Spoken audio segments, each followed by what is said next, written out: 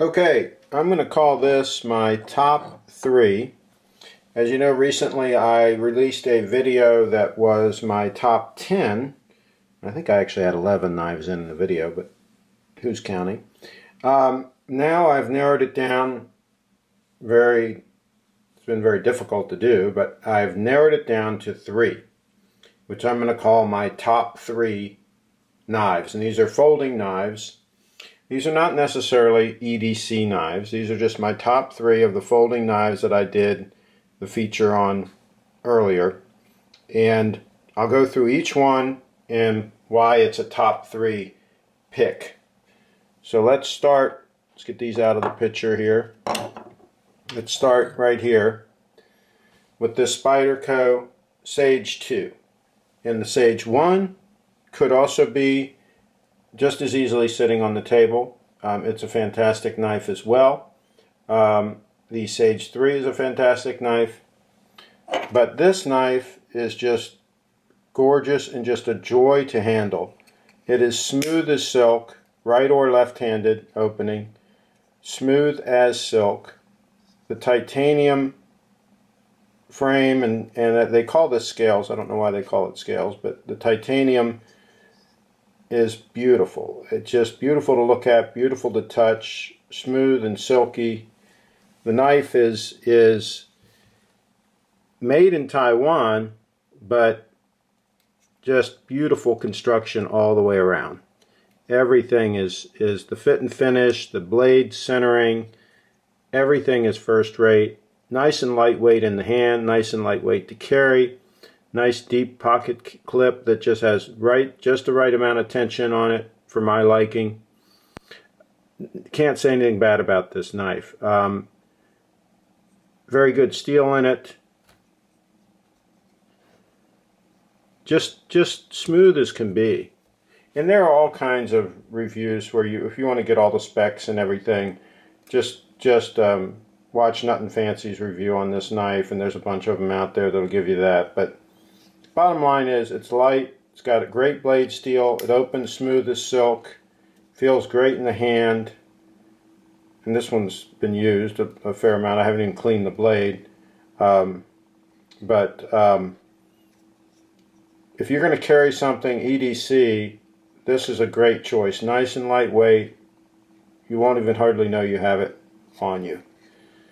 So these are in no particular order, these top 3. This is, and I've done a couple of videos on this knife. This is the Zero Tolerance 0560 model. 561 is the same but different color scales. Here this is G10. Great blade steel in this. It's a Hinderer design collaboration with Kershaw. Kershaw owns Zero Tolerance. And I did a few modifications to this. I softened up the jimping a little bit with some filing, of course I put this heavy lanyard on the end here. But this is just a wonderful knife, very well balanced. I did a video earlier demonstrating that it's much easier to open with the left hand. It's almost a left-hander's knife because of the way if you're right-handed, you put too much pressure on this lock, it makes it hard to open. Of course, I'm left-handed, so that doesn't bother me. But this is just a fantastic knife. If you buy a Rick Hinderer original, you're going to pay $800 or $1,000 because they're very hard to get and they're sought after. And this knife, in my opinion, is every bit as good, and in some ways better.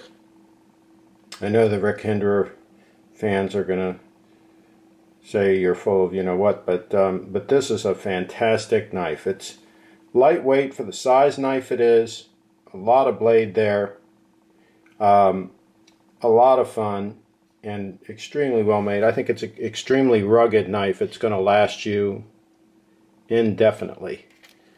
Okay, so that's...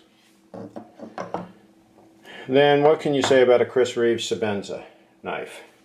Well, a couple of things I'm going to say that I haven't heard said a lot of places. Obviously, the fit and finish is unbelievable. One of the things, and I don't know how well you can see it in this picture, is this blade fits in here in such a way that you can't even hardly get your fingernail in there. It's so, the tolerances are so close. Matter of fact, I can't get my fingernail in there. It just fits, barely. A grain of sand probably wouldn't go in there. That's the tolerances of this knife. And so you can have thick slabs of titanium in extreme strength, but still have a relatively thin knife because of these tolerances. And then if I look on the back, the blade is right here. I can touch it. It's right here. So the frame only has to be so deep. There's not extra depth here because the supports are here and here, not in the middle. So the blade can come all the way down. I really like that aspect of this knife. It's relatively trim, okay, but it is a good sized blade on this knife. Nice size, workable blade. So this is the large Sebenza. So in many respects, it's just as good as this one, size-wise. You know, that blade's pretty close. It's not, obviously it's not as deep this way, but it's a lot of blade. And look how much smaller the handle is. Well, let me try to get these so you can see. Sorry about that. You still can't see because this handle's so big. So the Chris Reeves Sebenza is very trim for the size knife it is. And the weight is very manageable for the size knife it is. Very carryable knife. Very smooth as silk. Just incredibly made. So I had to pick the Sebenza as one of my top 3 choices. Now it's also the most expensive knife. $410 for this model last time I checked. But you know, a knife that will last you a lifetime, and then whoever inherits it, their lifetime, and so on and so forth. So those are my top 3. Hope you like them. And please, by all means, share your comments. What would be your top 3?